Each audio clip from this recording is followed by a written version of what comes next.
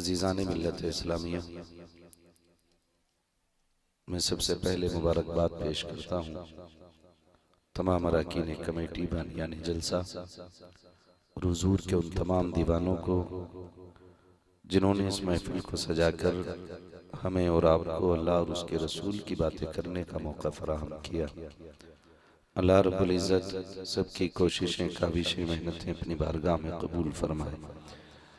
मिंबर रसूल पर उलमाए अहले सुन्नत का नूरानी काफिला जलवागर है और हर शख्सियत अपनी जगह मुमताज और जुदागाना है। सबका नाम नहीं लिया जा सकता फर्दन फर्दन, वक्त काफी हो चुका है। यूं समझे मेरे मजलिस की हैसियत से पीर तरीक़त रहबर राह शरीयत आले नबी औलाद अली हुजूर सैयद मुजीब अशरफ साहिब दामजिल्लहुल अली तशरीफ़ फरमा है। नक़ीब अहले सुन्नत भाई आफाक रज़ा मुशाहिदी साहिब क़िबला बड़ी उम्दा और नफीस नकाबत फरमाते हैं और बड़ी संजीदगी से ये निज़ामत करते हैं। अल्लाह ताला आफाक भाई मुशाहिदी को सेहत व सलामती और दराजी उम्र अता फरमाए। उनसे पहले झारखंड की सरजमीन से तशरीफ़ लाए हुए सना खां मद्दाह खैरुल अनाम भाई शमीम फैज़ी साहिब क़िबला, उन्होंने हुजूर की खूबसूरत नातें सुनाई और शुरू से अब तक के बाद दीगरे मुसलसल अपने नातो मनक़बत को समाप्त किया। तकरीबन जहाँ तक मैं समझ रहा हूँ महफिल की आखिरी कड़ी के तौर पे मैं आप हज़रात के सामने हाजिर हुआ हूँ। ये कुर्सी जो मुझे मिली है, मैं बैठा हुआ हूँ इस पे, इसलिए नहीं कि मैं इन सब से बड़ा हूँ या ये छोटे हैं, ऐसा नहीं है। ये कुर्सी सिर्फ इसलिए मुझे मिली है ताकि मैं आपसे बात करूं तो आसानी के साथ आप मुझे समझ सकें और मैं आपको समझ सकूं। वरना हकीकत यह है कि मिंबर पर बहुत बड़े बड़े लोग तशरीफ़ फरमा हैं, आपके इमाम साहब क़िबला तशरीफ़ फरमा हैं और ये हमारे तमाम उलमाए अहले सुन्नत मुफ्तियान इकराम सारे दीन के बड़े बड़े खादिम मौजूद हैं। ये अलग बात है खामोश खड़े रहते हैं, फिर भी जो लोग बड़े हैं वो बड़े रहते हैं। ऐसे असलाफ से मिलता है हमारा शजरा जिनके कदमों में कई ताज पड़े रहते हैं। तो ये सारे बड़े लोग हैं, अल्लाह ने जिसकी जो ड्यूटी लगाई है वो अपनी अपनी जगह ड्यूटियाँ निभा रहे हैं। थोड़ी देर के लिए मैं भी हाजिर खिदमत हूँ। बस आपसे इतनी गुजारिश है, जितनी देर सुने मोहब्बतों के साथ सुने और ज़रूरी नहीं है कि बहुत ज़्यादा नारे हों, बहुत ज़्यादा आवाज़ हो तब तकरीर कामयाब होती है या तब महफिलें कामयाब होती हैं, इससे कोई सरोकार नहीं। हकीकत इतनी है कि अगर महफिल में आने के बाद एक बंदे में भी तब्दीली आ जाए तो फिर हम समझते हैं कि बुलाने वालों का बुलाना कामयाब होता है और आने वालों का आना कामयाब हो जाता है। ज़िंदगी ख़त्म हुई और कलम सूख गए, तेरे औसाफ का एक बाप भी पूरा न हुआ। अज़ीज़ान मिल्लत इस्लामिया, कितने आए चले गए और कितने आएंगे चले जाएंगे। हुजूर के दीन का नारा सुबह क़यामत तक लगता रहेगा और पूरी दुनिया भी मिलकर के अगर चाहे कि इसको घटाना तो खुदा की कसम दुनिया मिट जाएगी, हुजूर के दीन का नाम बाकी रहना है। वो कहा था अल्लामा काफ़ी ने, कोई गुल बाकी रहेगा ना चमन रह जाएगा, बस रसूलुल्लाह का दीन हसन रह जाएगा। अतलसो कमखाब की पोशाक पर नाजा ना हो, इस तने बेजान पर खाली कफन रह जाएगा। मेरे अजीज, जिंदगी के लम्हे बड़े कीमती हैं और वक्त बड़ी तेजी से गुजरता जा रहा है। हर आने वाली घड़ी हमारी हमें मौत के करीब कर रही है और यह हकीकत हर एक शख्स के साथ जुड़ी है। सभी के साथ जो जिंदा हैं वो मौत के करीब होते जा रहे हैं और जो कब्रिस्तान चले गए हैं उन्होंने मौत का मजा चख लिया है। अब आखिरत की इब्तदा हो चुकी है। तो मेरे दोस्तों, आपसे बस इतनी गुजारिश है, जिंदगी ऐसी गुजार के जाएं कि किसी दूसरे के रहमो करम पे कब्र में जाना न पड़े।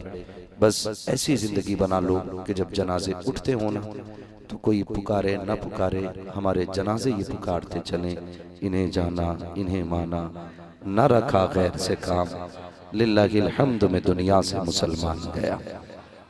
हमारी जिंदगी कम से कम ऐसी हो जाए, ऐसी हो जाए। और आज की जो महफिल सजी है ना, सहाबा इकराम और अहले बैत, शान अहले बैत, इस हवाले से इस महफिल को सजाया गया है।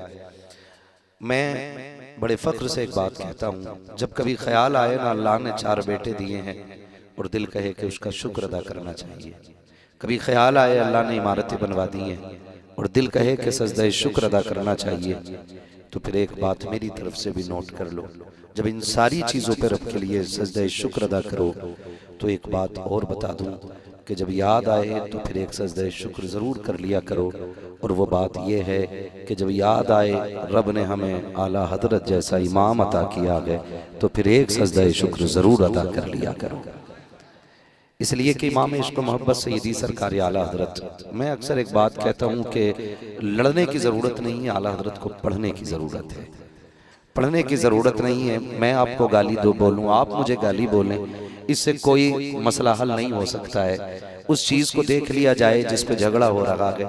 इमाम इश्क व मोहब्बत कौन, आला हजरत, इनकी वो ज़ात है जिनके बारे में कहा गया जिस समत आ गए हो सिक्के बिठा दिए हैं, है ना। मुल्के सुखन की शाही तुमको रजा मुसल्लम, जिस समत आ गए हो सिक्के बिठा दिए हैं।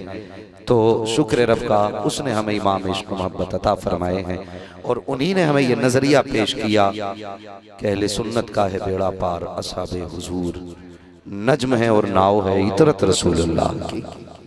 सुन्नी अहले सुन्नत वो लोग हैं, आला हजरत वाले वो लोग हैं जो एक हाथ में हुजूर के सहाबा का दामन थामे हुए हैं, दूसरे हाथ में मुस्तफ़ा के अहले बैत का दामन थामे हुए हैं। ये हमारा अपना मुकद्दर है। अल्लाह ने हमें वो खुश नसीब बनाया है कि हमारे दामन में न किसी सहाबी की गुस्ताखी का दाग है, न अहले बैत की गुस्ताखी का दाग है, न किसी वली की गुस्ताखी का दाग है। हम वो लोग हैं जो हर वली को मानते हैं, साथ मौला अली को माना करते हैं, और सिर्फ मौला अली को नहीं, मुस्तफ़ा के 4 यारों को माना करते हैं, हुजूर के हर सहाबी को माना करते हैं। और हम हमेशा कहते हैं हर सहाबी नबी जन्नती जन्नती, वही बोले जिसका ये अकीदा हो, हर सहाबी नबी। पीछे वाले लोग अगर कचड़े बैठे हैं तो मुझे कोई एतराज नहीं है, और मैं कभी ये नहीं कहता हूँ फलां को उठा के भगा दो, फलां को बैठा लो। मैं तो कहता हूँ जिसकी मर्जी चाहे बैठे आकर के, यहाँ छुपा के बात नहीं होती, यहाँ छाप के बात होती है। और अल्लाह का शुक्र है हम उस पक्के और सच्चे अकीदे वाले लोग हैं कि जो आंखें खोल के इंसाफ का चश्मा लगा के हमारी बात सुन लेना तो महफिल खत्म होते होते उसे कहना पड़ता है मैं मुजरिम हूँ आका मुझे साथ ले लो, कि रास्ते में हैं जा बजा थाने वाले। तो हम मसलक के आला हजरत वाले लोग हैं और हमारे एक हाथ में सहाबा का दामन है, हमारे एक हाथ में अहले बैत का दामन है। वो बड़ी प्यारी बात किसी ने कही थी, मुझे शायर का तो नहीं पता, लेकिन आफाक भाई शेर अच्छे लगे थे। कहा था मदीना काश अपना भी वतन होता तो अच्छा था, मदीना काश अपना भी वतन होता तो अच्छा था, वही गुलजार अपना भी चमन होता तो अच्छा था। निकल जाता हमारा दम नबी का नाम ले लेकर, मदीने में मेरा गोरो कफन होता तो अच्छा था, मदीने में मेरा गोरो कफन होता तो अच्छा था। हुजूर ने फरमाया हो सके तो मेरे मदीने में आके मर जाना, हो सके तो मेरे मदीने में आके मर जाना, और अगर यहाँ ना मर सको तो मेरे मदीने में मरने की तमन्ना लेके मर जाना, हो सके तो मेरे मदीने में मर जाना। और आका यहाँ ना मर सके, हुक्म हुआ फिर अगर यहाँ ना मर सको तो मदीने में मरने की तमन्ना लेके मर जाना, फिर क्या मिलेगा। हुजूर फरमाते हैं क़यामत में जो मेरे मदीने में मरेगा ना वो मेरे साथ उठाया जाएगा। हुजूर जो यहाँ न मर सका, फरमाया जो कहीं भी मरे मेरे मदीने की तमन्ना लेके मर जाए वो दफन हिंदुस्तान में होगा, उठाया मदीने के कब्रिस्तान से जाएगा। वो पता नहीं किसने कहा था तैबा से दूर रहकर गर दफन हो गया तो पहुंचेगा मेरा लाशा करवट बदल बदल कर। ये हैदर परवाज पहुंचेगा मेरा लाशा करवट बदल बदल के। हम वो लोग हैं जिन्हें हुजूर के शहर की मिट्टी भी बड़ी प्यारी है। शहर की मिट्टी बड़ी बात है, हमें हुजूर के शहर का नाम बड़ा प्यारा है। सोचो तो सही, हम जिसके शहर से इतना प्यार करते हैं उसके सहाबा से कितना प्यार करते होंगे, हम उसकी अहले बैत से कितना प्यार करते होंगे। आज नजर लग गई उम्मत को, चंद फितने हमारे बीच चले आए। कुछ लोगों ने सहाबा का नाम लेकर के अहले बैत के खिलाफ बकवास शुरू की और कौम को टुकड़ों में बांट दिया। फिर एक जमात ऐसी निकली जिसने अहले बैत का सहारा लेकर के सहाबा के खिलाफ बकवास शुरू की, फिर एक टुकड़ा और कर दिया गया। याद रखिएगा, जन्नत में वही जाएगा जो सहाबा का भी वफादार होगा, मुस्तफा की अहले बैत का भी वफादार होगा। ये याद रखिएगा। और इस तरह के जितने भी फितने परवर लोग हैं, हमें उन सब से बच के रहना है, उन सब से बच के रहना है। हमें अपना अकीदा वही रखना है जो इमाम इश्क मोहब्बत ने हमें समझा दिया है। हाँ, हम इसलिए आला हज़रत के गीत नहीं गाते कि साहब वहां से हमें 6 माही फीस मिल रही है या मंथली वहां से नजराना आ रहा है, इसलिए नहीं। हम इसलिए मानते हैं आला हज़रत को, इसलिए मानते हैं कि डाल दी कल्ब में अज़मत मुस्तफ़ा। सैयदी आला हज़रत पे, सैयदी आला हज़रत पे लाखों सलाम। तो ये तमाम नजरियों की हिफाजत तो हमारी की है ना, तो इमाम इश्क मोहब्बत ने की, सरकार आला हज़रत ने की। आज जो कौम को नजर लगी ना, ये चंद ऐसे लोगों की वजह से लग गई जिन्होंने कहा हमें इमाम अहमद रजा की जरूरत नहीं। बहुत गौर से मेरी बात सुनिएगा, जब ये बात कही गई ना हमें इमाम अहमद रजा की जरूरत नहीं, हमारे लिए कुरान काफी है, तो कुरान कहता है युदिल्लु बिही कसीरम व यहदी बिही कसीरा। भाई आपसे मैं कहना चाहता हूं, आला हज़रत से जो नफरतें पैदा हुई ना, ये ताज्जुब की बुनियाद पे हुई, वरना लोग थक गए उनको पढ़ते पढ़ते, पीएचडी डॉक्टर बन गए उनको पढ़ने के बाद। अल्लाह ने इल्म के 4 चांद उनके सीनों में लगा दिए और उनको इसलिए तमगा दे दिया गया पीएचडी और डॉक्टर होने का, क्योंकि उन्होंने आला हज़रत की जिंदगी पे तहकीक की। बता, जिसकी जिंदगी पे रिसर्च करना आदमी को डॉक्टर बना देता है, फिर उस इमाम अहमद रजा के कारनामे ने अहमद रजा को कितना बड़ा बनाया। आज समझने की जरूरत है, आज समझने की जरूरत है। लेकिन आ गया ताज्जुब सिर्फ इस चीज पे कि हर जगह आला हज़रत का नाम क्यों, आला हज़रत का नाम क्यों, हमारा नाम क्यों नहीं। हमारी खानकाह तुमसे पुरानी है, हमारा पीर खाना तुमसे पुराना है, हमारे पीर और मुर्शिद तुमसे पुराने हैं। हम जानते हैं साकिब आप पुराने हैं, आपकी खानकाह पुरानी है, लेकिन जो काम मेरे इमाम अहमद रजा ने किया है वो बड़ा निराला काम किया है, वो बड़ा अनोखा काम किया है। खुदा की कसम खा के कहता हूँ, इमाम अहमद रजा को इसलिए तस्लीम नहीं किया जाता है कि वो मजार के मुजाबिर है, इसलिए नहीं माना गया कि खानकाह के सज्जादा नशीन है, बल्कि इसलिए माना गया कि मुस्तफा की अजमतों पे जब कीचड़ उछाला गया, उस कीचड़ के आगे और अजमत के बीच में दीवार बन के जो सबसे पहले आया है, उसी जात को अहमद रजा खान कहा। मुझे कोई मतलब नहीं कौन क्या मानता है, मैं गाली देने नहीं आया, पढ़ो आला हज़रत को, निकलो बाहर। ताज्जुब की बुनियाद पे हमें नहीं मानते, हम पुराने, हम पुराने। आला हज़रत का नारा क्यों लग रहा है? पूरी जिंदगी उन्होंने हुजूर का नारा लगाया। क्या कहते रहे? तेरी नस्ल पाक में है, बोले सारे, तेरी नस्ल पाक में है, तेरी नस्ल पाक में है। तू है ने नूर तेरा, तू है ने नूर तेरा, सब घराना नूर का। आज भांग पीने वाला हमें बताता है कि अली कौन, चरस पी के लोग बताते हैं अली कौन। हम उनसे पूछेंगे जिन्हें भांग के नशे में अपना नाम याद ना रखे, वो अली का नाम बताएगा। और मैं तो कहता हूं चरस और भांग पीने वाले को हक नहीं है वो मेरे मौलाए कायनात का नाम ले, इसलिए कि वो नाम इतना पाक है। 1000 बार बशोयम दहन से मुझको गुलाब, हुनूज नामे तू गुफ्तन कमाल बेअदबी। झगड़े डाल दिए लोगों ने, झगड़े। और ये हमारे घर के अंदर के झगड़े। अगर किसी गैर ने ये आग लगाई होती तो सब्र होता कि गैर ने लगाई, हमारे अपनों ने ये आग लगाई, अपनों ने आग लगाई। जो बदस्तार पहन के हमारे बीच खाने और बैठने वालों ने कहा नहीं नहीं नहीं, गलत तो हुआ था अली के साथ, गलत तो हुआ था, हज़रत उमर को नहीं करना चाहिए था। हम बताते नहीं, किताब में तो है। इन चीजों से आग लग गई, दिल के पपोले जल उठे सीने के दाग से, इस घर को आग लग गई घर के चिराग से। आज लोग एतराज करते हैं। मैं तो एक बात खुल के कहता हूं, अगर सहाबा की जिंदगी पे एतराज किया जाए तो फिर एतराज मुस्तफा की दरसगाह पे होता है जाकर के। सीधा हुजूर की दरगाह पे एतराज होता है। मेरा शागिर्द गलती करे, गिरबान मेरा पकड़ा जाएगा। हजरत का शागिर्द गलती करे, गिरबान इनका पकड़ा जाएगा। इमाम साहब का शागिर्द गलती करे, गिरबान इनका पकड़ा जाएगा। लोग कहेंगे क्या पढ़ाया था, और कहते माज़अल्लाह अबू बकर सिद्दीक ने हक मारा। तो क्या मतलब हुजूर ने क्या पढ़ाया था, क्या सिखाया था हुजूर ने? तो इस तरह की फितना परवर बातें ला करके हमारी कौम में आग लगा दी गई। खुदा की कसम हमारा अकीदा यह है, नबी का अबू बकर भी बेमिसाल है, नबी का उमर भी, नबी का गनी भी, नबी का अली भी, मुस्तफा के चारों यार बेमिसाल, चारों यार बेमिसाल है। और वो भोंकते हैं उनकी अजमत पे जिनका रत्ती भर दीन पे कुछ नहीं लगा, रत्ती भर दीन पे नहीं लगा। सहाबा वो हैं जिन्होंने जिंदगियां लगा दी दीन के लिए, घर कुर्बान कर दिए दीन के लिए, सब कुछ लुटा दिया दीन के लिए। जो भौंकते हैं अबू बकर सिद्दीक की जात पे, अगर उनसे चंदा मांग लो ना, कहता टूटे हुए नहीं। और अबू बकर वो है, मेरे नबी ने कहा था दीन को जरूरत है माल की, एक सुई भी ढूंढ के अबू बकर सिद्दीक ले आए थे और सारा इलाका हुजूर की खिदमत में पेश कर दिया था। हुजूर ने कहा था घर क्या छोड़ा है, तो अबू बकर सिद्दीक ने क्या कहा, मैं घर अल्लाह और उसका रसूल छोड़ आया।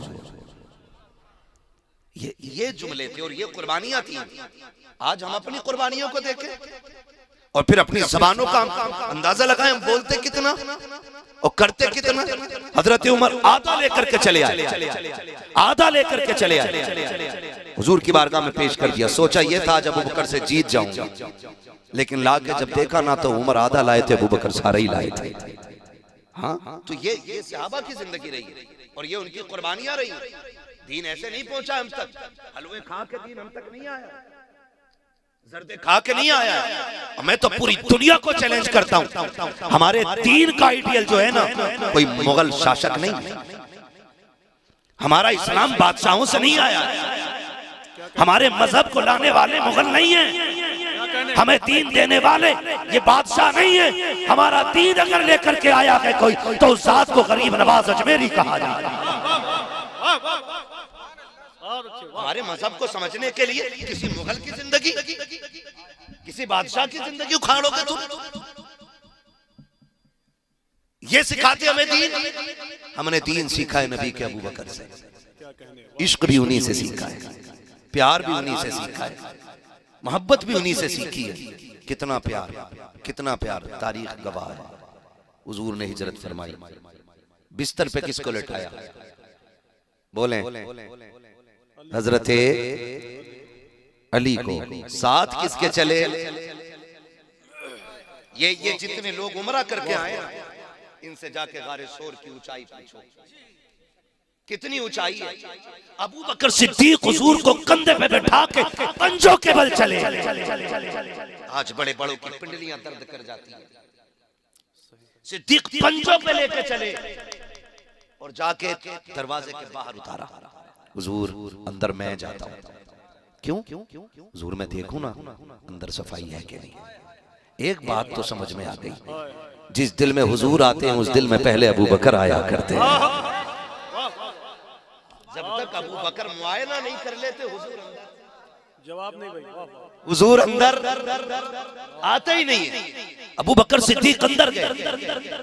आज लोग पगड़ियां बचाते हैं, हुजूर की अजमत में भौंका गया, लोग मसला समझ के बैठे रह गए खानकाहों में। किसी ने पगड़ी बचाई, किसी ने जुब्बा बचाया। अबू बकर तेरी अजमतों पे कुर्बान जाऊं। कार के अंदर गए, सुराख देके अमामे के टुकड़े किए, एक एक सुराख बंद किया और बता दिया लोगों, जब बात मुस्तफा की हो तो अमामे नहीं बचाए जाएंगे, बल्कि मुस्तफा की अजमत और नामूस पे पहरे दिए। नारे तकबीर, नारे रिसालत, मसलके आला हजरत, अज़मते मुस्तफा। माशाअल्लाह, बहुत अच्छे, वाह। एक एक सुराख बंद किया, किस चीज से? अमामा, क्या कहने, वाह वाह।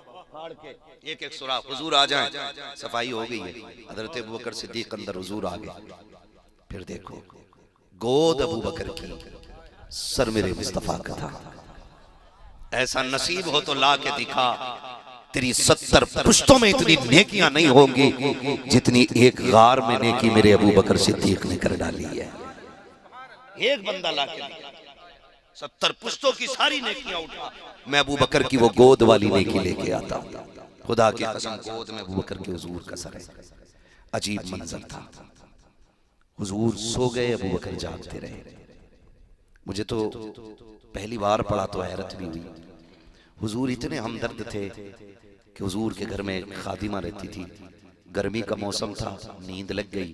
हुजूर ने फरमाया, आयशा जी या रसूल अल्लाह का पंखा लाएं। उम्मुल मोमिनीन आयशा सिद्दीक़ा पंखा लेके आई। हुजूर अपनी हवा करें? कहा नहीं, आपने लिया और खादिमा के ऊपर पंखे से हवा करना शुरू कर दिया। खादिमा के ऊपर। उम्मुल मोमिनीन आयशा सिद्दीक़ा कहती हैं, रसूल अल्लाह आप इसकी हवा कर रहे हैं? हुजूर ने फरमाया, क्या मुझे गर्मी लगती है तो ये मेरी हवा नहीं करती है? इस अखलाक का पैका जो खातिमा की अपने हाथ से पंखे से हवा करे, आज वो सो गया, अबू बकर या रसूलल्लाह राज क्या है? एक दिन मैंने पूछा था ना, अबू बकर तेरी ख्वाहिश क्या क्या है? अबू बकर ने 3 हसरतें बयान की थी। 3 में से एक ये थी, मेरी तमन्ना रहती है हमेशा कि चेहरा मुस्तफा का हो, आंखें अबू बकर की होनी चाहिए। कहा जी भर के दीदार कर ले, आज जी भर के दीदार कर ले, जी भर के दीदार कर ले। इसलिए मुस्तफा सो गए, अबू बकर ज़ियारत करते रहे। तारीख का वाक़या सुनाना मकसूद नहीं है। सांप आया, डस लिया। जब सांप ने डसा, पैर नहीं हिलाया, आपने जंबिश तक नहीं दी, कहीं मुस्तफा की नींद में खलल ना पड़ जाए, कहीं नींद में खलल ना आ जाए। जब आंसू टपके और मुस्तफा के रुखसार पे गिरे, आका करीम ने आंख खोली। अबू बकर क्या बात है? तो ये भी तो कह सकते थे, आका लगता है किसी चीज ने काट लिया है, लेकिन बात करने का अदब देखिए। सरकार अबू बकर सिद्दीक कहते हैं, फिदा का भी व उम्मी या रसूल अल्लाह, आका मेरे माँ बाप आप पे कुर्बान हो जाए। पहले ये तमहीद बांधी जा रही है बात से, ये नहीं कहा जा रहा कि आका जान को खतरा हो गया है। कहते हैं फिदा का भी व उम्मी या रसूल अल्लाह, आका मेरे माँ बाप आप पे कुर्बान हो जाए। क्या हो गया है? का सरकार लगता है मुझे सांप ने डस लिया है। मुस्तफा उठे, अपना लुआब लगाया, अबू बकर सिद्दीक ठीक हो गए। अल्लाह अकबर, तारीख गवाह है जो ये कहते हैं नबी किसी को कुछ नहीं देते। मैं पूछना चाहता हूँ, देख तो सकी लुआब लग जा रहा है, शिफा मिल जा रही है, तो क्या गलत कहा मेरे इमाम ने? आपने कहा था जिनके तलवों का धोबन है, आबे गया है वो जाने मसीहा। हमारा नबी मेरा इमाम कहता है, कौन देता है? देने को मुँह चाहिए, देने वाला है सच्चा हमारा। नारे तकबीर, नारे रिसालत, मसलके आला हजरत अल्लामा मुफ्ती हम्माद रजा साहब कुल्ला। नारे तकबीर, नारे रिसालत। वाह, हुजूर ने लुआब लगाया। ठीक, अगली बात कर लूं अगर इजाजत हो। करम फरमाए। थके तो नहीं है ना अभी? थके तो नहीं है अभी? बात मैं हुजूर के अबू बकर पे कर रहा हूँ।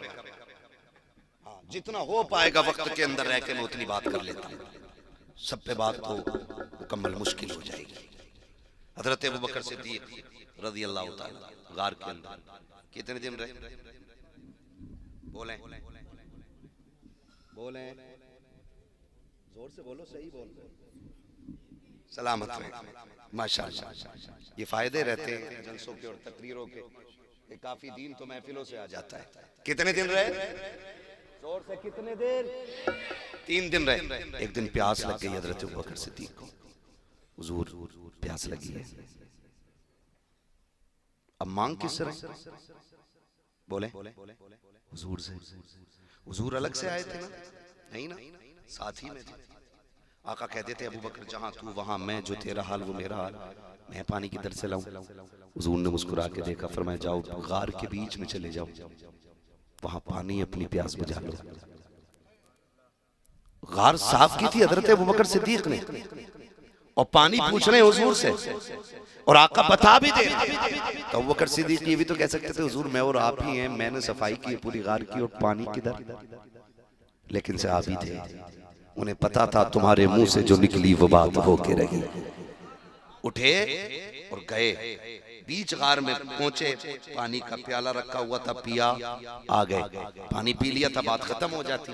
भाई मुझे हजरत भेजे कि जाइए खाना खा के आ जाइए, मैं आ जाऊं, खा लिया, फिर ये तो नहीं पूछेंगे ना बताइए खाया कि नहीं खाया, क्योंकि भेजा ही इन्होंने। अब हुजूर क्या कहते हैं, बात खत्म हो जानी थी, अबू बकर पी लिया पानी का, जी या रसूलुल्लाह का था कैसा, ये क्यों पूछ रहे था कैसा, इसका मतलब कुछ नया था, तभी तो पूछा गया था कैसा पानी। अबू बकर सिद्दीक कहते हुजूर मैंने उसे हाथ लगाया तो बर्फ की तरह ठंडा था। हुजूर मैंने उसको करीब किया ना और देखा ना तो दूध से ज्यादा सफेद, और जब मुंह के करीब लाया उसकी महक थी मुश्क से ज्यादा तेज, होठों से लगाया तो मिठास शहद से ज्यादा थी। अब आका क्या कहते हैं, मुकर पता है पानी कहां से आया था? कहते हैं अल्लाह व रसूलुहु आलम, अल्लाह जाने या उसका रसूल जाने, मैं पी के आ गया, मैं पी के आ गया, हुजूर मुझे नहीं पता, आप बताएं। आका फरमाते हैं अबू बकर रब ने तेरे लिए ये जन्नत से प्याला भेज दिया था। अब मुझे ये बताइए, जो मुस्तफा का यारे गार भी हो, मुस्तफा का यारे मजार भी हो, और जिसको मुस्तफा जिंदगी में जन्नत के हौज़े कौसर के प्याले अता कर दे, जो उन्हें जहन्नमी कहे वो जन्नती कैसे हो सकता है? हो सकता है वो पक्का जहन्नमी है जो नबी के अबू बकर को जहन्नमी कह के पुकारे। होश कर, तुझे ख्वाब में एक दिन हुजूर दिख जाए तो पूरी जिंदगी ख्वाब बताता कि मेरे ख्वाब में हुजूर आए थे, और अबू बकर वो है जिसके दरवाजे पे दूल्हा बन के मेरा नबी खुद चल बगर हो रहा। औकात में रहने की आदत चाहिए, ये अबू बकर सिद्दीक की शान। बात अगर करता तो बड़ा हजरत अबू बकर सिद्दीक हर काम में सबसे पहल करते हैं, सबसे आगे हजरत अबू बकर सिद्दीक रहते हैं। वुजू का मसला है, हुजूर को पहले वुजू के लिए पानी आप पेश कर रहे हैं, हुजूर को नमाज पढ़नी है, अबू बकर सिद्दीक पहले इंतजाम कर रहे हैं हर जगह। तो हजरत अली के भाई थे, हजरत मुस्लिम, हजरत अकील, हजरत अली के भाई, एक वो नए नए ईमान लेके आए। उन्होंने सोचा हर मामले में अबू बकर जीत जाते, एक बार मैं इनसे जीतूंगा। ये सोच के ना, हसद नहीं था उन्हें, रश्क था, और चाहते थे कि हम आगे निकले नेकी करने में एक दूसरे से। हसद आज हो गया है, ये बिल्डिंग बन कैसे गई, नीचे वाला रद्दा निकलेगा कैसे? मौलाना ने मोटरसाइकिल ले ली, तनख्वाह घटा दो, लग रहा ज्यादा बचने लगा। ये आज के दौर में, लेकिन वहां ऐसा नहीं था, वहां ये था कि नहीं मैं पहल करूंगा, ये नेकी मुझे पहले करनी है। ये सोच करके ना हजरत अकील मस्जिद में आए, आके देखा, सोच रहे थे हुजूर के पीछे, जस्ट पीछे हजरत अबू बकर खड़े होते थे। सोचा आज इनसे पहले मैं जाके बैठ जाऊं, देखा अबू बकर सिद्दीक पहले से बैठे हुए थे। आ गए, उठा दिया, उठे अबू बकर, हजरत अली भी मस्जिद में, उठाया, कहने लगे पीछे हट जाइए। हजरत अबू बकर पीछे, फिर उनका अदब और उनका प्यार देखे, खानदान है ना हुजूर का। कहते हैं शहजादे इजाजत हो तो यहां बैठ जाओ, पूछ रहे हैं, लेकिन हजरत अकील ने कहा और पीछे जाइए। आप फिर एक सब पीछे हो, यहाँ कहा और पीछे जाइए, कहा यहां बैठ जाऊं, कहा नहीं और पीछे जाइए, आखिरी सब आ गए। अबू बकर उनकी मर्जी के बगैर बैठे नहीं। कहां गए ये लड़ाने वाले, आग लगाने वाले, इनकी नस्लें तबाह हो जाएंगी जो इल्जाम तराशी करते हैं। हजरत अबू बकर सिद्दीक सबसे पीछे आ गए, बैठ गए। नमाज पूरी हुई, हजरत अली उठे और हुजूर की बारगाह में, हुजूर जी अकील को बुलाएं, जरा डांट दे थोड़ा सा। क्या हुआ? कहा आज मस्जिद में बड़ा अजीब मसला हो गया। कहा क्या? कहा आज उसने ना अबू बकर को अगली सबसे पिछली सफ में भेज दिया। अब हुजूर तो कुछ नहीं बोले ना, कुछ नहीं बोले। हुजूर फरमाते हैं अकील को छोड़ो, ये बताओ मेरा अबू बकर क्या कह रहा था।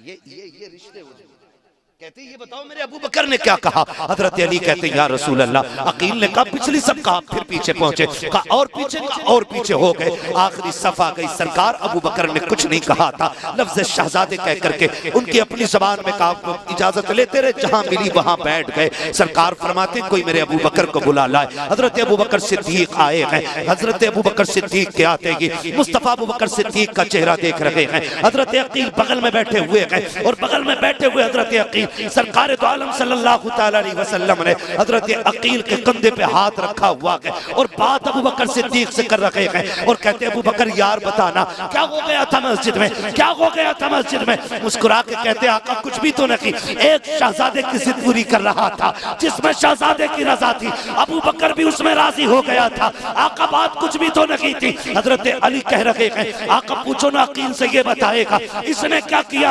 आका करीम ने अबू बकर से पूछा अबू बकर कोई तकलीफ का। सरकार कोई तकलीफ नहीं, हम तो आपकी हर मर्जी पर राजी हैं। इतनी बात जब फाइनल हो गई, अब मुस्तफा ने हजरत अकील के कंधे पे हाथ रख के कहा था अकील तुझे पता है मेरा अबू बकर कौन है। सुन अबू बकर वो है जब मक्के में मुझ पे लोगों ने हमले किए थे, अबू बकर ने अपना जिस्म पेश किया था। तुझे बताऊं अबू बकर कौन है, जब कांटे बिछाए जाते थे मेरी राह के कांटे अबू बकर ने चुने थे। तू जानता है अकील अबू बकर कौन है। सुन जब हिजरत की रात आई थी तो सवारी मेरे लिए देने वाला अबू बकर था। तुझे पता है ये कौन है जो गार में 3 दिन मेरे साथ रहा।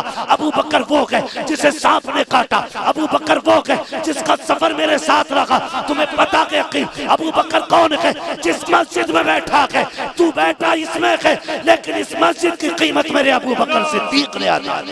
नारे तकबीर, नारे रिसालत, मजहबे इस्लाम, अज़मते अबू बकर। ये शान सरकार अबू बकर सिद्दीक की। हुजूर फरमाते हैं सुनो, आखिरी बात हुजूर ने हल कर दी। फरमाया सुनो अकील, जब कयामत होगी ना सुभान अल्लाह, मैं सबके एहसानों का बदला दे चला हूं, क्या कहने, वाह वाह। लेकिन मेरे अबू बकर का बदला बाकी है। कहा ये मैं नहीं दूंगा, मैं हाथ पकड़ के लेके जाऊंगा अबू बकर का रब की बारगाह में। मैं कहूंगा मालिक मैं सबके बदले दे के आया हूं, अबू बकर के एहसान का बदला तू अता फरमा दे।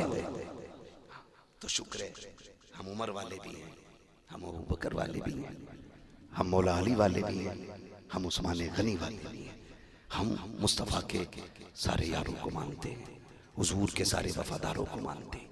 आज ज़रूरत हमारे लिए जो सबसे अहम है वो ये है कि हमें हुजूर के सहाबा की जिंदगी को अपनी जिंदगी में उतारना है। ये सबसे ज्यादा अहम बात है। सबसे ज्यादा अहम बात यह है कि हुजूर का किरदार हमें अपनी जिंदगी में लाना है। हम कोशिश ये करें कि हमारी सुबह शाम ऐसे होने चाहिए जिससे खुदा भी राजी हो और मदीने वाला मुस्तफ़ा भी राजी हो। ये कोशिश करनी है नौजवानों।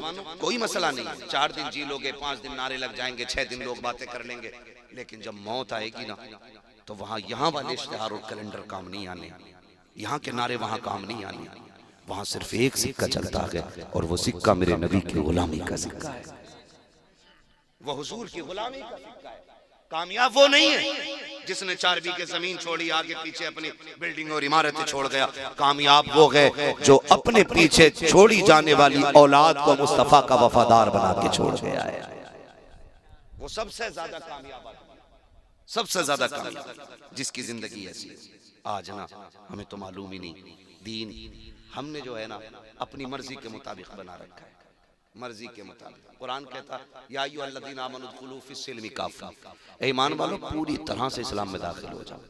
तुम्हारा जाहिर भी इस्लामिक होना चाहिए और तुम्हारा बातिन भी इस्लामिक होना चाहिए। पूरे पूरे हो जाओ। ये नहीं जलसों में तो हम दीन पे हैं और यहाँ से निकले आ गई बारात, बज गया बाजा, डीजे चल रहा है, फिर भी हम मुसलमान हैं। पूरे पूरे दाखिल हो जाओ। हर जगह हर लम्हा हमें लोग देख के ये न कहें कि पता नहीं कौन जा रहा है, हमारा किरदार बता दे मुस्तफा का वफादार जा रहा है। ऐसी जिंदगी हमें गुजारनी है। सबसे ज्यादा जरूरी इस वक्त है तो वो यही है कि आका करीम का किरदार लोगों के सामने रखा जाए। ये तमाम जिम्मेदार लोग बैठे हुए, मैं पूरी जिम्मेदारी के साथ कह सकता हूँ कि हम हमारे सजदे देख के लोग मुसलमान नहीं होंगे, हमारे रोजे देख के लोग मुसलमान नहीं होंगे। ये तो हमारी वो फर्ज इबादत है जो हमें खुल के छुप के हर हाल में करनी है। लेकिन जानते हो सबसे बड़ा असर जो पड़ता है वो किरदार का पड़ता है, अखलाक का पड़ता है। आज तक कोरोना था ना, हाँ कोरोना का ही तो दौर था, जो मुस्लिम नौजवानों ने पानी जब पिलाया था रोड पे चढ़ के, तो जात देख के नहीं पिलाया था, प्याज देख के पिलाया था। आज तक उसकी मिसाल नहीं मिलती। क्यों? क्योंकि अखलाक जो है ना ये दूर तक जाता है। आप किससे कैसे मिलते इसका असर सबसे ज्यादा पड़ता है। आपके रवैये लोगों के साथ कहते हैं इसका सबसे ज्यादा असर पड़ता है। लेकिन आज अखलाक की सबसे बड़ी कमी है, सबसे बड़ी कमी अखलाक की। मैं कहूं अगर मुझे जगह ना मिले ना यहाँ बैठने की, तो मैं नीचे बैठ जाऊंगा, तो मैं सबको गाली दूंगा ऊपर वालों को। मेरे जैसे आदमी को ऊपर बैठने की जगह नहीं दी। ये मामला है। और अगर हमारे समाज का कोई थोड़ा सा मशहूर आदमी आ जाए तो वो चाह रहा है मेरा बाप भी मेरे लिए उठ के खड़ा हो, वो इस्तकबाल करे हमारा। नहीं, ये बिल्कुल नहीं होना चाहिए। हुजूर का किरदार आप देखें, हुजूर का किरदार। हुजूर की बारगाह में जब अदी बिन हातिम आए ना हुजूर की बारगाह में, और आका करीम को चेक करने के लिए आए थे कि मेरी बहन ने जो कहा है वो सच है कि नहीं। सिर्फ चेक करने आए थे। हुजूर की बारगाह में आए, बैठने की जगह नहीं थी। हुजूर की बारगाह में महफिल लगी हुई थी, जगह नहीं बची थी। मुस्तफा ने मुजम्मिल वाली चादर दी, इसका क्या करना है? मेरा नबी फरमाता है इसे बिछा के बैठ जाओ। हैरत में पड़ गए। अदी बिन हातिम, ऐसा तो आज तक कोई देखा ही नहीं। फिर उन्होंने चादर को लिया और सीने से लगाया। क्या महबूब ये बिछाने के लिए नहीं है तो सीने से लगाने के लिए। कहा जब इतना बड़ा आदमी होते हुए अखलाक इतना आला है कि अपनी चादर बिछाने दे दे, फिर जो दीन वो लेके आया होगा वो दीन कितना आला रखा होगा। तो ये चीजें होती हैं जो हमें मजबूत करेंगी, ये चीजें होंगी जो हमें बेहतर करेंगी। आज ना नए नए गालिबन अदद तकरीर में कह रहे थे कि वो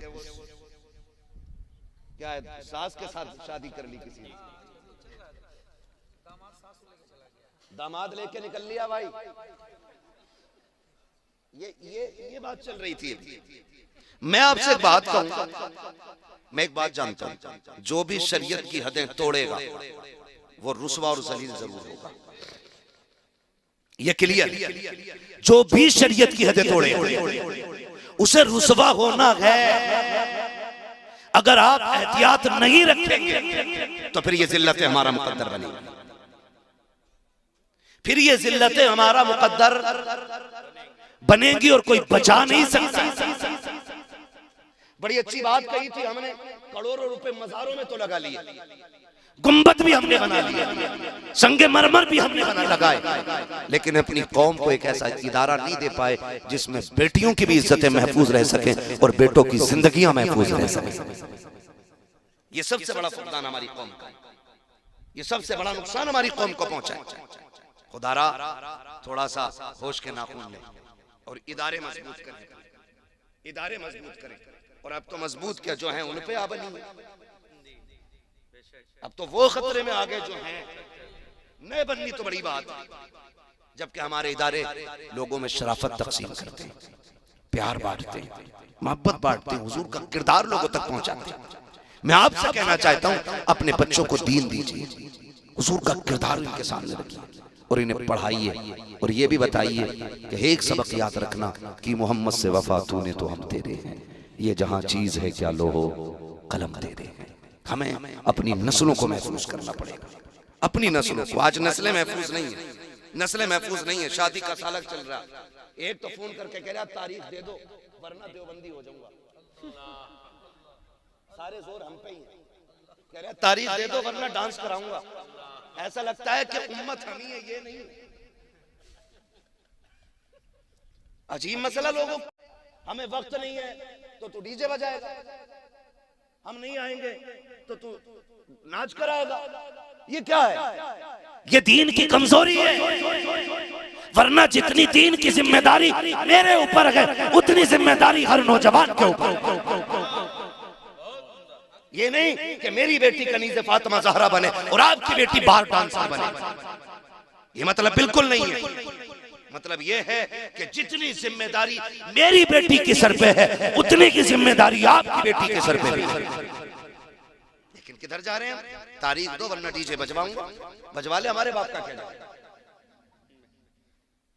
कल तो हद कर दी, परसों फोन करके कह रहा तारीख दे दो वरना वहाबी हो जाऊंगा। इससे क्या मतलब? कोई रास्ता ही नहीं बचा। ये हालात ऐसे बनते चले जा रहे हैं।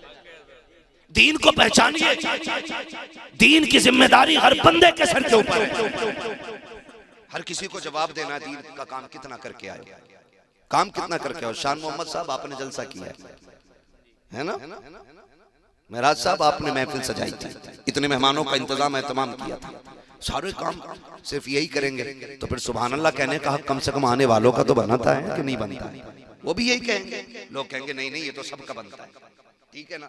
तो आपसे मैं इतनी गुजारिश करना चाहता हूँ, खुदारा घरों के हालात बेहतर करें और बेटियों से जाके बता दें, मर्दों से ज्यादा बेटियों का दुरुस्त होना जरूरी है।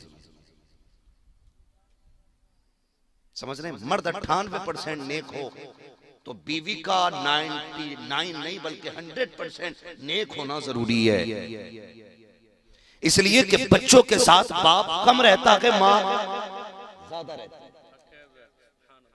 बाप का असर बच्चे पे कम और मां का असर कैसा होता है ये तो आप भी जानते होंगे ना। ये कोई मैं आसमान के ऊपर की बात थोड़ी बता रहा हूं।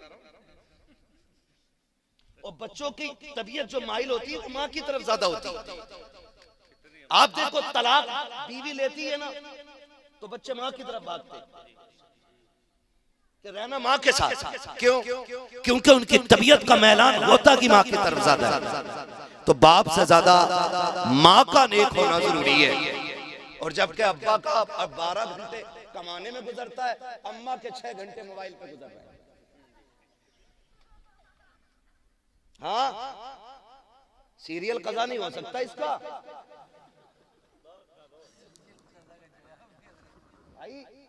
सही कह रहा हूं, ये कंडीशन है इनकी। 5 मिनट पहले आटा गूंद के रख देते, हाथ धो के फ्रेश होके क्या अब सीरियल नाटक आने वाला वो जरूर देखना है। और बूढ़ी बूढ़ी सबसे आगे बैठती है, वहां सदारत होती है, आंखों में देखो अब दिखता नहीं है साफ, लेकिन सबसे आगे बैठ के करी लल्ली अब बता अब क्या हो रहा है, अब क्या हो रहा है, अब क्या हो रहा है। इस बूढ़ी से क्या ईशा पड़ी है का घुटने काम नहीं करते, फजर पड़ी है मुसल्ला नहीं दिखता। ओ मेरी माँ हैरत कर, तुझे टीवी दिखती है, रब का कुरान नहीं दिखता, तुझे टीवी दिखती है, मुसल्ला नजर नहीं आता, मौत का वक्त करीब आ गया। अब तो तौबा कर ले वरना सब होंगे, तुझे बचाने वाला कोई नजर नहीं आएगा। जाओ जाके बताओ बेटियों से।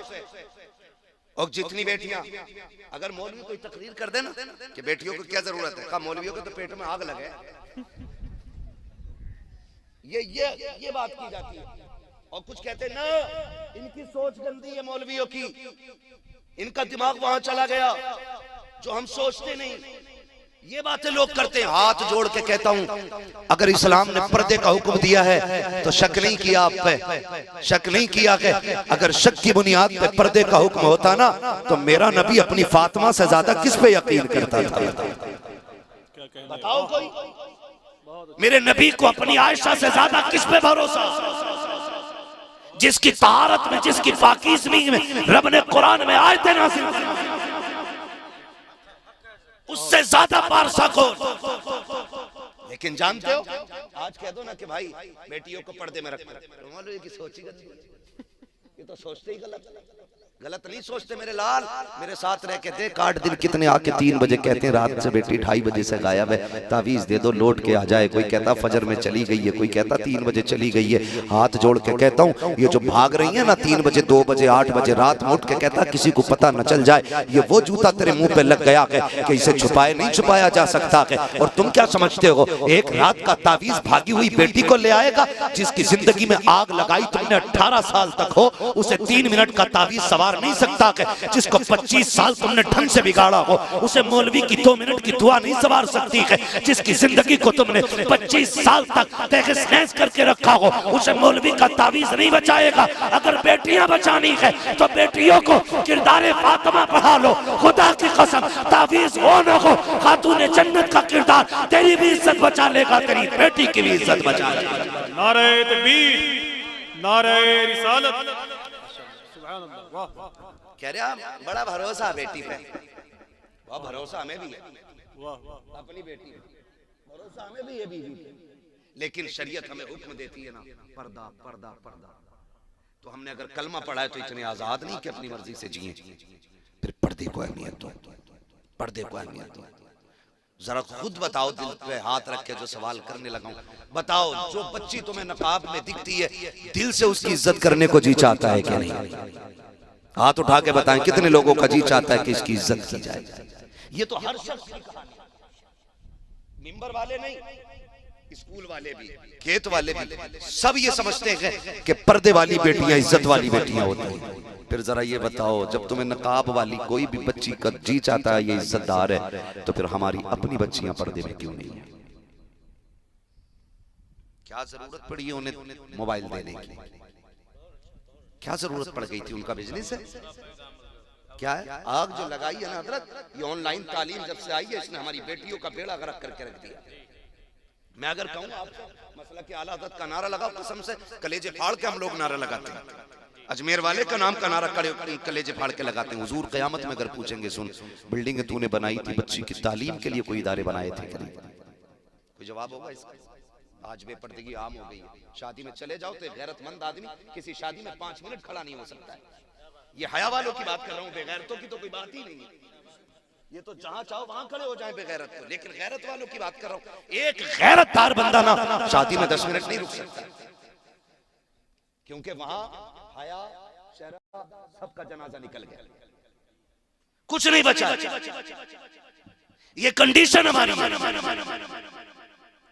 काश मुझे उस बच्ची के जूते मिल जाएं जिसने फिलिस्तीन में इंटरव्यू देते वक्त ये कहा था, उससे जो पूछा गया था कि तुम हर वक्त नकाब में रहती हो, उसने कहा जी जागते नहीं, हम तो सोते भी हैं तो नकाब पहन के जूते।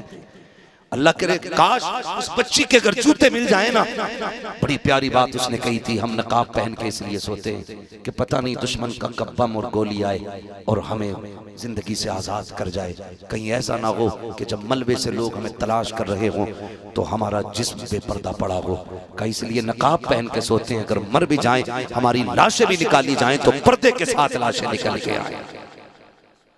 इनकी गोद में पैदा होते हैं अल्लाह के शेर। ऐसी माओ का मुकद्दर है कि अल्लाह इनको सलाहुद्दीन जैसे बेटे दे रहा है। आज का हाल कह के तो दिखाइए, जरा दुपट्टा ही रख ले सर पे, करी ओढ़ के देखो 3 मिनट पता चल जाएगा कितनी गर्मी हो रही है। ये आदमी कोड़ा देगी, बराबरी चल रही है। वो फिलिस्तीन की बच्ची जो कह रही थी कि हम सोते भी हैं तो नकाब पहन के सोते हैं, इससे सबक सीखना चाहिए मेरी बेटियों को। याद रखिएगा, जमीन अच्छी होती है तो फसल अच्छी होती है, माँ अच्छी होती है तो नस्ल अच्छी। खाली नारों से काम चलने वाला नहीं, हमें अखलाकी तौर पे भी बेहतर होना पड़ेगा। अखलाकी तौर पे सबको मौत आनी है ना, जिसे नहीं आनी है वो कतई ना बोले भाई। और हमारे लिए भी कहीं से ले आना अबे हयात ढूंढ के, तुम्हारे साथ हम भी जी लेंगे। मौत आनी है नहीं, सबको आनी है ना, तो काम ऐसे कर जाओ कि कब्र में शान से जाओ। हुजूर का दौर है, बच्ची ये शोहर आ गया, शोहर गया किसी काम से परदेस, जाते जाते उसने कह दिया मेरी इजाजत के बगैर घर से कदम न निकालना। वो तो चला गया। कुछ दिन गुजरे थे, सगा भाई आ गया। कौन है? का भाई तेरा। दरवाजा खोला, भाई कैसे आए? का बाप की तबीयत खराब है, चल तुझे बुलाया है। उसने कहा मैं चल तो जाती लेकिन शोहर की इजाजत नहीं है। उसने कहा बाप की लम्हात जिंदगी के आखिरी है, चलना भाई, वो तुझे देखना चाहते हैं, चलना बहन। भाई ने कहा, उसने कहा नहीं, एक रास्ता है, हुजूर से पूछ लो, अगर वो इजाजत दे देंगे तो फिर मैं चलने के लिए तैयार हो जाऊंगी। भाई गया हुजूर की चौखट पे, आका मेरी बहन है और शोहर ऐसे से कह के चला गया, आप इजाजत दें तो ले जाऊं। मुस्तफा कहते हैं जिसे शोहर ने इजाजत नहीं दी उसे मोहम्मद भी इजाजत नहीं देगा। आज मुझे बताओ तो सही हो। कहती है तू रोक के दिखाइए, रोक के दिखाइए, खा लेगा क्या रोटी? डर के मारे वो जबरदस्ती इजाजत ले। यहाँ इतने प्रदर्शन करके हम एक बात गवर्नमेंट से नहीं मनवा पा रहे, वो खाली बस रोटी का एक ताना दिया और बंदा के ठीक है भाई ले ये बैग तेरा, ये कंडीशन। औरत क्या कहती है? हुजूर अगर इजाजत दें तो मैं चली जाऊं। आका के इरशाद करीम में आना, अगर शोहर ने इजाजत नहीं दिया तो फिर मैं भी इजाजत नहीं दे सकता। ये मुस्तफा ने कहा। कुछ दिन फिर भाई आया, क्या आप क्या हुआ? का बाप का इंतकाल हो गया। अब तो चल का भी नहीं जा सकती, कोई सूरत हो तो फिर मुझे दिखा दिया जाए। जनाजा तैयार हुआ, बेटी के दरवाजे पे आ गया। जब बेटी के दरवाजे पे आया, भाई ने कहा अब तो चेहरा देख ले, कहा बाहर नहीं आ सकती, अंदर लेके आओ। जैसे जनाजा बाप का अंदर आया ना, तो बेटी बेटी हुआ करती है। बाप के चेहरे से कफन हटाया, माथा चूम के रोने लग गई। चंद आंसू बाप के चेहरे पे गिरे और उसके बाद नजर उठा के कहा, मालिक तू जानता है ना इससे मेरा रिश्ता क्या है? ये मेरा बाप है, इससे मेरा खूनी रिश्ता है, इसके जरिए मैं दुनिया में आई हूँ। लेकिन मेरे परवरदिगार, मैंने तेरी शरीयत के लिए अपने बाप की ज़ियारत तक को ठुकरा दिया है। अल्लाह, अगर तू मेरे इस अमल से राजी है तो मेरे बाप की मग़फ़िरत फरमा दे। इधर जनाजा उठा है, उधर मुस्तफा की आंख में आंसू आ गए। आका से सहाबा ने कहा, आप क्यों रोए? सरकार कहते हैं, जाओ उस बेटी को खुशखबरी दे दो, अल्लाह ने इस अमल के बदले में उसके बाप को जन्नती बना डाला। अगर बेटियां पारसा होती हैं तो अल्लाह बाप को जन्नती बना दे।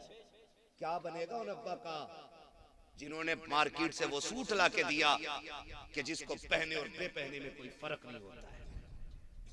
इसलिए हर बंदा जिम्मेदार है, पर्दे को लाजिम करो। और बेटियों से सिर्फ एक बात कह दो, ये जो जिंदगी है ना, इस जिंदगी में आने का मतलब है अल्लाह रसूल की रजा, अल्लाह रसूल की रजा।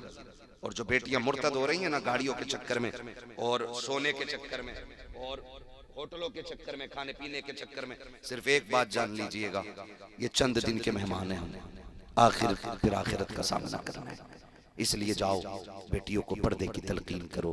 नौजवानों से गुजारिश है कि अपनी नजरों को पारसा कर लो, इतना खूबसूरत बना लो तुम अपनी नजरों को कि लोग तुम पे अपनों से ज्यादा भरोसा करने लग जाएं। ये दौर भी इस्लाम ने देखा, ये दौर भी देखा कि गैर मुसलमानों पे इतना भरोसा करते थे कि बेटियां उनके हवाले कर जाते, बेटियां उनके हवाले कर जाते। हम परदेश जा रहे हैं, बेटी आपके हवाले। लेकिन आज दौर कैसा है, हमारी बेटियां हम ही से महफूज नहीं है, हम किससे बात करें, हम किससे करें? खुदारा आप नजरों की हिफाजत करें और अपने आप को इतना बदल दें, इतना बदल दें कि लोग यकीन करने पर मजबूर हो जाएं कि मुसलमान से ज्यादा पारसा कोई कौम नहीं हुआ करती है। करेंगे इंशाअल्लाह। अपने मेरे कहने से आप वली नहीं हो जाएंगे, आपके कहने से मैं वली नहीं हो जाऊंगा। ये जो अंदर बैठा है ना सबसे बड़ा मुफ्ती, इससे पूछा करो हम कैसे, खुद से पूछ मैं कैसा हूं, ये बताएगा हम कैसे। आप मेरी तारीफ कर दें तो इससे मेरे रुतबे बुलंद नहीं होंगे, आप मुझे गाली दे दें तो मैं घट नहीं जाऊंगा। बात ये है कि ये बताता असल क्या है। इसलिए हर बंदा अपना मुहासबा करे, अपने आप को बेहतर करे। फरमाया गया ईमान वालों पूरे इस्लाम में दाखिल हो जाओ, पूरे इस्लाम में दाखिल होना है।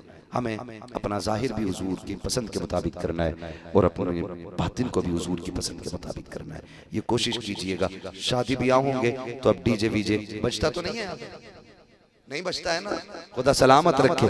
और जहां जहां जिसकी रिश्तेदारी हो वहां तक ये पैगाम पहुंचना चाहिए कि हम हुजूर के निकाह को सुन्नत समझते हैं और उस सुन्नत को हम इस तरह से राइज करते हैं कि कोई भी काम शरीयत के खिलाफ हमारे घरों में नहीं होता है।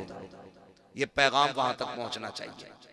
जहां जहां आप जाते हो, जिससे आप मिलते हो, और तब्दीली इतनी लाइए, इतनी तब्दीली लाइए कि अब कम से कम ये कहना ना पड़े नज़म लोगे तो मिट जाओगे हिंदी मुसलमानों, तुम्हारी दास्तान तक भी ना होगी दास्तानों में।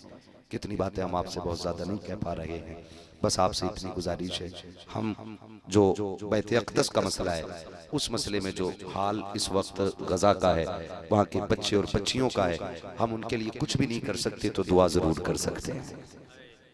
उनके लिए खास करके दुआ करें, खास करके दुआ करें। खास करके वो किसी ने ना एक कुत्ते को ना शीशा खिला दिया था कि काटे, पूरी कौम ने बैठ के लिखा था किसी एक नौजवान के ऊपर कि देखिए इंसानियत को शर्मिंदा कर दिया, जानवर के साथ ये किया, जानवर के साथ ये किया, सब लिखने पे आ गए थे। लेकिन आज फिलिस्तीन पे कोई लिखने को तैयार नहीं, लिखने को तैयार नहीं। मैं अगर अपने मन की बात करूं ना, मेरा मन चाहता ही नहीं है उन शायरों को सुनूं जिनकी जबान पे फिलिस्तीन का तराना ना। ये मैं अपनी बात कर रहा हूं। मैं समझता हूं इससे बेहतर सिर्फ कुरान सुनो, जिनकी जबान पे फिलिस्तीन का तज़किरा ना हो उन्हें सुनने का भी हक नहीं है। वो खतीब जो सिर्फ अपनी तकरीर के जौहर दिखाएं, उनके भी बात में सुनने को बिल्कुल रवादार नहीं हो। बात उसकी होगी जो खुदा के दीन की बात करेगा। अब अगर डर है तो डरिए, अगर हमारे मुकद्दर में फांसी है तो हम मरने के लिए तैयार हैं। कम से कम फिलिस्तीन के लिए दुआ करें। कुछ नहीं कर सकते तो दुआ करें, और दुआ के बाद अगला काम क्या करना है, वो चीज जो भी है जो इजराइल के काट रही है उसका सख्त बाइकाट किया गया। हो सकता है कोई अक्लमंद यहाँ बैठा हो, क्या फर्क पड़ेगा था, एक दो आदमी ना पिएगा तो। हमें फर्क से मतलब नहीं है, हमें मतलब उससे है हम उन कुत्तों की कोई भी चीज नहीं लेंगे जिनके हाथ बैते अक़दस के मुहाफिजों के खून में भीगे हुए हैं। हमें मतलब इस बात से, मतलब इस बात से। वो एक बच्ची को देख रहा था, मैं सोचता हूँ कहीं ऐसा ना हो। एक साहब ने मुझे बताया, माफ कीजिएगा अगर किसी को कड़वी लग जाए बात, उम्र पे एक साहब गए, वो लौट के आए, मैंने उनसे कहा कोई बात बताओ, उन्होंने बातें बताई, उन्होंने कहा बड़ा अच्छा लगता होगा, सारी बातें अच्छी होती, कहा एक बात में बड़ी कमी लगी। मैंने कहा क्या? उन्होंने कहा खाना बहुत फेंका जाता है। तो मैं सोच के ना पसीना आ गया। मैंने कहा अगर कयामत में हुजूर ने पूछ लिया तुम मेरे मदीने में चक्कर लगा रहे थे और क्विंटलों खाना फेंक देते थे, जबकि मेरे मस्जिद अक्सा के गिरदो रवाह में रहने वाले मुजाहिदीन एक दाने को तरस रहे थे, तो जहन्नम में जाने के लिए इतना ही सवाल काफी हो जाएगा। सीधी सी बात, दर्द पैदा करो दिलों में, दर्द। अगर दर्द नहीं है तो फिर रोया करो उठ के कि इस सीने में दर्द क्यों है। अजीब मंजर। वो उस बच्ची ने क्या कहा था? उसने कहा था मैं जब हुजूर की बारगाह में जाऊंगी ना तो जाके शिकायत करूंगी इस उम्मत की। याद है ना वो जुमले? याद रख लेना, कितनी लंबी लंबी दाढ़ियां हो जाएं, कुर्ते जितने चाहो नीचे पहन लो, जितने चाहो माथे पे ठप्पे लगा लो। फिलिस्तीन की उस औरत ने कहा था या रसूल अल्लाह, कयामत में इन मुसलमानों की बख्शिश न कराना, इनकी शफाअत न कराना। ये वो बेगैरत हैं कि हम मरते रहे और ये ऐश के साथ सोते रहे, हम टूटते रहे और ये अपनी अय्याशियों में डूबे रहे। और तुम्हें खुदा का वास्ता कुछ ना कर सको तो इतने तो साथ खड़े हो जाओ, ऐलान कर दो कि सुनो बैत अक़दस वालों, अगर यहूदो नसारा ये रहने वाले इजराइल के कुत्ते अगर तुम्हारे दुश्मन है तो फिर हमारे भी दुश्मन। इतना तो हक तुम्हारा भी बनता है। बंद करो इल्ले किल्ले इनका, बंद करो इनकी पेप्सी, बंद करो इनके कोका कोला, बंद करो इनके सारे प्रोडक्ट। मर तो नहीं जाएंगे ना? बोलो, मर तो नहीं जाएंगे? नहीं पिएंगे तो फिर बैंड होना चाहिए। मैं अगर कहूं, मुझसे अगर कोई पूछे तो मैं इजमाली तौर पे ये कहूंगा कि जिस तरह सुअर का खून हराम है ना, उसी तरह इस वक्त में ये इजराइल के जितने भी खाने पीने की चीजें हैं ये मुसलमानों पे सारी हराम है। इससे बिल्कुल बचा जाए, इससे बिल्कुल बचा जाए। बाइकाट करें, मर जाना, कोका कोला मत पीना, पेप्सी मत पीना, ठोकर मार दो। क्या पहले के लोग जिंदा नहीं थे? आज KFC में जा रहे हैं ना, वहां जाकर के पिज्जे बर्गर खा रहे, लात मार दो। हुजूर हम चटनी से खा लेंगे लेकिन आपके चाहने वालों से गद्दारी नहीं करेंगे। ये आप सबकी जिम्मेदारी बनती है, मेरी जिम्मेदारी भी बनती है। बिल्कुल हम कतई तौर पे इनके लिए किसी भी कीमत पे खड़े नहीं होंगे। वादा करते हैं इंशाअल्लाह, वादा करते हैं इंशाअल्लाह। हाँ बिल्कुल बच जाइए वरना कयामत में फंस जाएंगे। वो कहा था ना, एक माँ ने अपने बच्चे को गोद में लेके कहा था जहाँ हुजूर के पास जाना ना तो उम्मत की शिकायत करना जाके, कहा कोई हमारी मदद के लिए नहीं आया था। ऐसे ऐसे जुमले हैं उन लोगों के कि कयामत के दिन डर लगता है कि हम लोग पता नहीं कैसे बच पाएंगे। इसलिए हम उनके लिए दुआ करें, उन बच्चों के लिए दुआ करें जो भूखे हैं प्यासे हैं। अल्लाह उनकी खैर से मदद फरमाए, अल्लाह उनके लिए रिज़्क़ का इंतज़ाम करे, अल्लाह उनकी जान की हिफाजत अता फरमा दे। ठीक है ना जी, वक्त काफ़ी हो गया है, बस आखिर में फरमाइश थी हुजूर का शजरा पढ़ दिया जाए और बात ख़त्म कर ली जाए। पढ़ दूँ मैं? अगर ना थके हूँ तो पढ़ दूँ मैं? घुटने छोड़ दो भाई, जवानी में पकड़ोगे भी सही, इस उम्र में घुटने पकड़ोगे तो फिर हो गया काम। नहीं जवानी 12वीं पे झंडा लगा के ऐसे हिला रहा गाड़ेंगे भाई, गाड़ेंगे और झंडे से ज्यादा खुद हिल गया। सही बता, ये जवानियां रह गई हैं। 3 बजे तक मोबाइल चलाएंगे तो घुटने नहीं पकड़ेंगे तो क्या सर पकड़ेंगे? समझ रहे मेरी? मजबूत रहिए, टाइम से सोइए और टाइम से जागिए, ये भी कंपलसरी होना चाहिए। 3 बजे तक और मैच PUBG पागल कर दिया लोगों को इसने। ईशा पढ़ के फौरन सो जाया करो, फजर में उठ जाया करो, फजर बाद बिजनेस का आगाज कर दिया करो, 10 बजे का इंतजार न किया करो। हुजूर ने फरमाया अल्लाह मेरी उम्मत के सुबह के वक्त में बरकत अता फरमा। इसका मतलब ये था कि जो सुबह उठेगा अल्लाह उसको बरकत अता फरमा देगा। उठेंगे इंशाअल्लाह सवेरा, है ना? जल्दी सोएंगे? इनके अब्बाओं के नाम लिख ले और पूछ रहे लड़का कितने बजे सो रहा है, तो लड़का खुद कहेगा अब्बा तो खुद 3:30 बजे सोए थे हमारे। ये कंडीशन है हमारी कौम। तो टाइम से सोएंगे, टाइम से उठेंगे इंशाल्लाह। और जलसों को इतना मुख्तसर कर लो, इतना मुख्तसर कर लो कि सुबह उठ के मजदूर मजदूरी पे चला जाए, बिजनेसमैन बिजनेस के लिए चला जाए, ताकि हम अपने बच्चों को हलाल रोजी खिलाते रहे। ये 3 बजे तक 4 बजे तक के जलसों से कोई नतीजा नहीं होने वाला। इन्हें मुख्तसर कीजिए, कम वक्त में जलसे कीजिए, ताकि सही वक्त में बंदा उठ के फजर की नमाज भी पढ़ सके। करेंगे इंशाल्लाह ऐसा ही। ये कमेटी वाले हमारे भाई बैठे हैं ना अभी, शान भाई किधर है? अच्छा आमिर भाई करवट में, क्या नाम है? महराज भाई, ये करवट वाले हैं ना। अल्लाह सलामत रखे। ये आपकी जिम्मेदारी। आइंदा जलसा बहुत लंबा नहीं होना चाहिए। इतना मुख्तसर के फजर में बंदा सो के उठ जाए, और या फिर इतना लंबा के फजर यहां पढ़ के जाए। कौन से वाले पे अमल करोगे? पढ़ के जाओगे? बहुत अच्छे लोग हैं माशाअल्लाह। मौलवियों को भी कहीं करना चाहिए, ठीक है ना? तो या तो इतनी लंबी महफिल हो कि फजर पढ़ के उठो, और या फिर इतनी मुख्तसर हो कि आप उठ के फजर पढ़ लें। आप उठ के फजर पढ़ लें, ताकि हमारी जिंदगी में जो रोजमर्रा के मशागिल हैं वो हमारे मुकम्मल वक्त से होते रहे, ठीक है ना? अब मैं अल्लाह तूने घुटने पकड़ लिए, मेरा इन चीजों से बड़ा सर में दर्द होता है यार। बोलो चलो सुभान अल्लाह। मुझे भी पता वक्त बहुत ज्यादा हो गया है, मुझे 2 बजे तक का वक्त बताया गया था, लेकिन अब क्या करें, थोड़ी सी तरतीब ऐसी थी कि वक्त आउट हो गया और नहीं वक्त पे हो पाई बात, ठीक है ना? 2:30 बजने वाले। जरा बोलते हैं सारे सुभान अल्लाह। इधर वाले क्यों नहीं बोल रहे भाई? खाली लंगर के सहारे तो नहीं आए थे, घर से खा पी के आए थे, तो फिर जो खा के आए वो बोले जरा सुभान अल्लाह।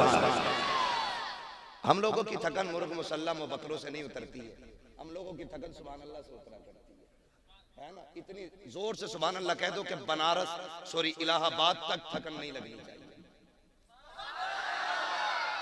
माशाअल्लाह। और जब हाथ का इशारा हो ना तो समझ जाना मौलवी क्या चाह रहा है। क्या चाह रहा है मौलवी? मौलवी चाह रहा है सांस लेना। भाई बात साफ सही रहती है।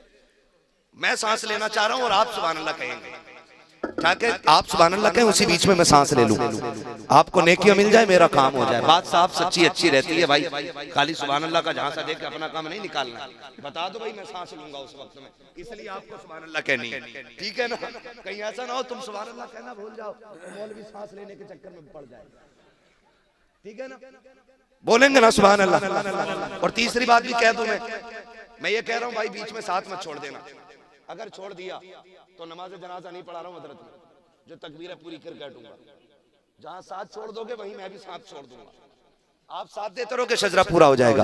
बोले जरा सुभान अल्लाह। ये जो डिस्प्ले है अगर ये खराब हो गई ना तो फिर मोबाइल नोकिया का भी चाइना का ही लगता है।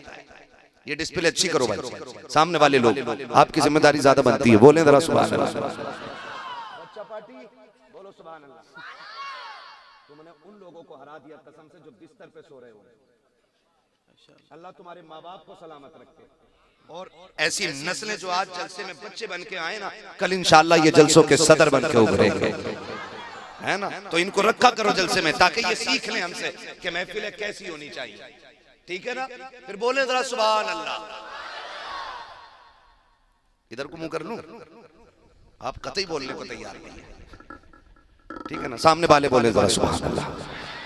आदम के बेटे शीश, हाँ इतनी जोर से बोलो कि रोटी जो खाने के टाइम शोर होता है उससे थोड़ी तेज आवाज हो, और आप पे कोई मुकदमा नहीं होगा इंशाअल्लाह सुभान अल्लाह कहने का, ये मेरी गारंटी है। और आज तक कोई सुभान अल्लाह कहने की वजह से मरा भी नहीं, तो डरो मत, साथ दो मेरा।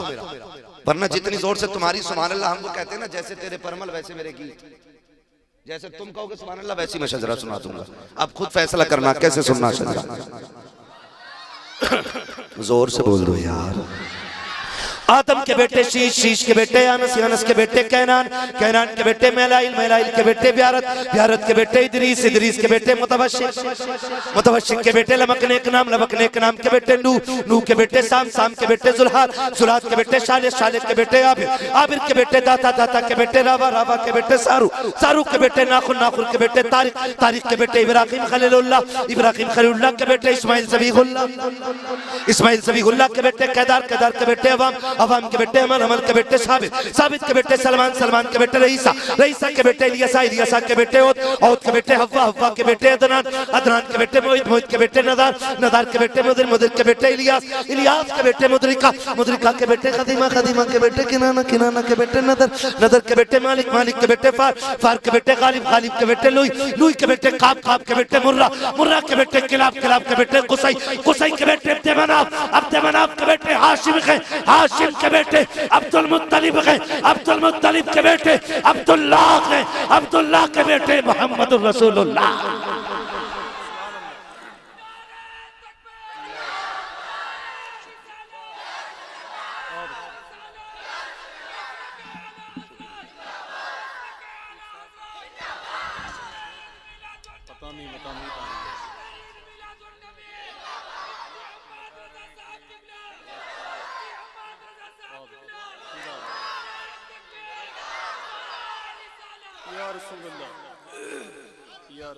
दोस्तों बस पूरी तकरीर का महासल ये है, मेरी पूरी तकरीर का निचोड़ दो बातों में ख़त्म कर लूँ। वो ये है कि जब तक जिंदा रहना है मसला के अहले सुन्नत, मसला के आला हजरत पे जिंदा रहना है। न हम सहाबा का दामन छोड़ेंगे, न अहले बैत का दामन छोड़ेंगे। वादा करते हैं ना इंशाअल्लाह, ठीक है ना। हम जमाने को बताएंगे कि अली अली भी हमसे अच्छा कोई करना जानता ही नहीं है, ठीक है ना। हम अली के हैं, अली हमारे हैं, ठीक है ना। अल्लाह सलामत रखे। और अगली बात जो मैंने कही, नौजवान अपने अंदर हुजूर का किरदार लेकर के आए। बेटियों से इतनी गुजारिश है कि पर्दे का खास ख्याल रखें, हया अपनी ज़िंदगी में लाजिम कर लें और कोशिश ये करें कि जब तक जिंदा रहें कनीज़े फातिमा ज़हरा बन के जिंदा रहें, ठीक है ना। इंशाअल्लाह कभी ज़िंदगी होगी ना तो फिर सही वक्त पे बैठेंगे और फिर बात मुकम्मल इंशाअल्लाह हो जाएगी। बस जो हुए गलत उनको माफ़ फरमाए रब्बे कायनात। ज़िंदगी ने दिया